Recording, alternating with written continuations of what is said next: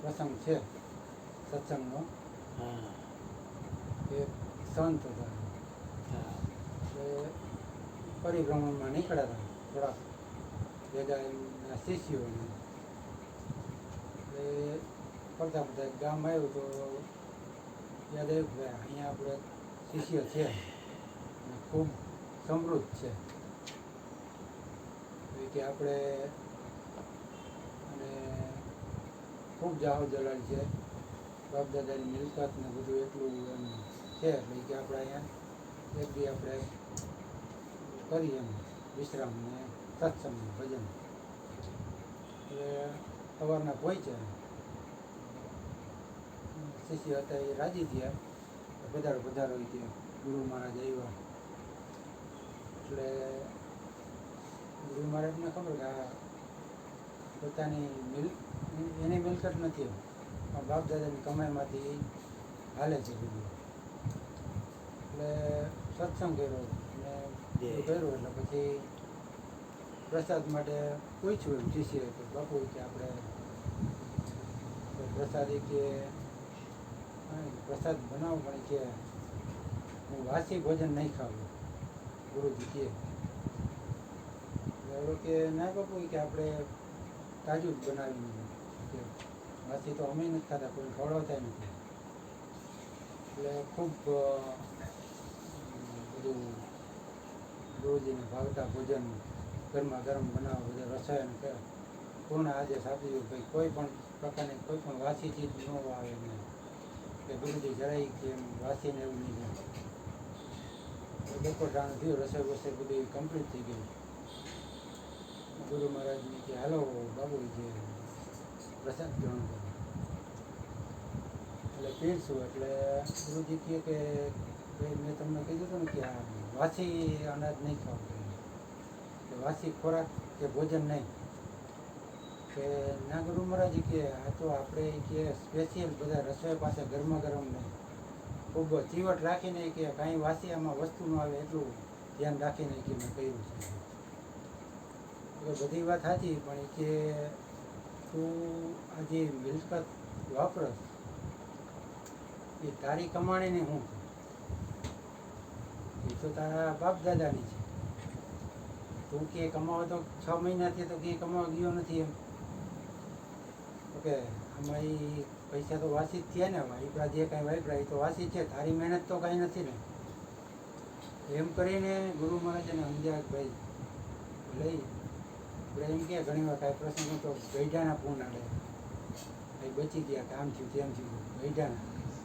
તો આપણી કાંઈક મિલકત એવું હોય તો આપણા સંતાનોને કાંઈક આડું આવે એવું થાય ને, તો આપણે આપણા જીવનમાં એમ કે કાંઈક એવું કરવું જોઈએ.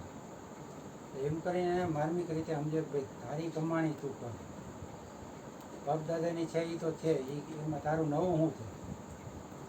ગુરુજી કે અર્જુન બાપા કહેતા કે તમે અમારું બોલેલું બોલો એ કે અમે એ તો છે જ ભલે કે, પણ તમારી કાંઈ કમાણી શું એમ તમારો ઉપજાવો કંઈક ઉપજ આવી હોય ને બોલો.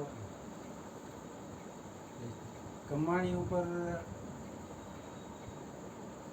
બીજું એક હા, ગુરુજીએ મને ચાદર ઉડાડી પ્રસંગ યાદ આવે. એને કીધું કે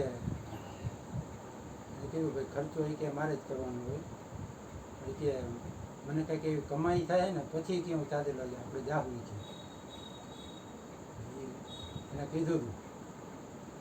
એટલે એ પછી દરમિયાન જ એક ઉપદેશ થયો અને એને દક્ષિણા મળી, એમાંથી એને ચાદર ખરીદી નહીં.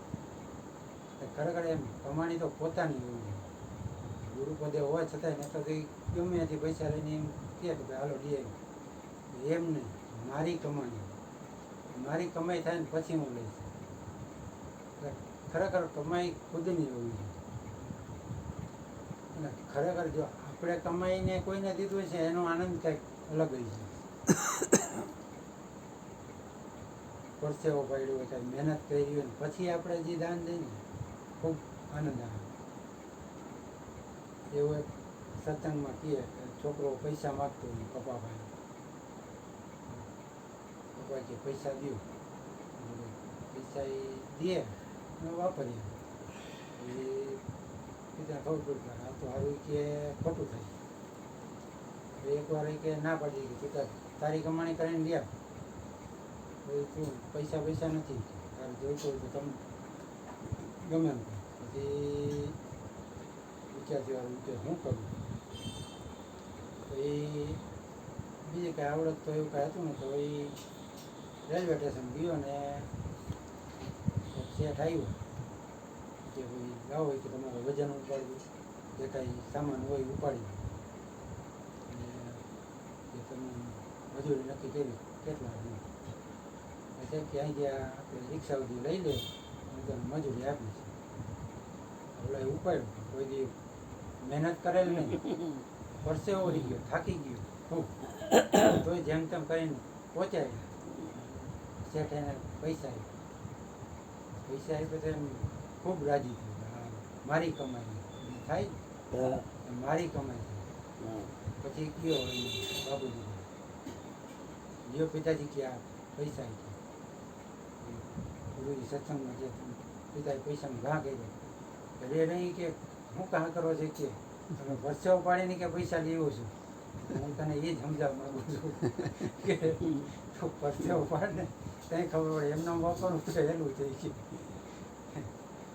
આ ખરેખર એમ કે આપણી ખુદની કમાઈ હવે સત્સંગમાં એવું છે સત્સંગમાં એ તમારી ખુદની કમાઈ બાપુને તો સત્સંગ કરે છે વર્ષોથી આ પણ હાલવું તો એ કે તમારે જ પડે અધ્યાત્મ માર્ગમાં કે અમે તો તમને માર્ગ બતાવી પણ તમારે ખુદને જ હાલવું બોલીએ સદગુરુ મહારાજની કોફી રામ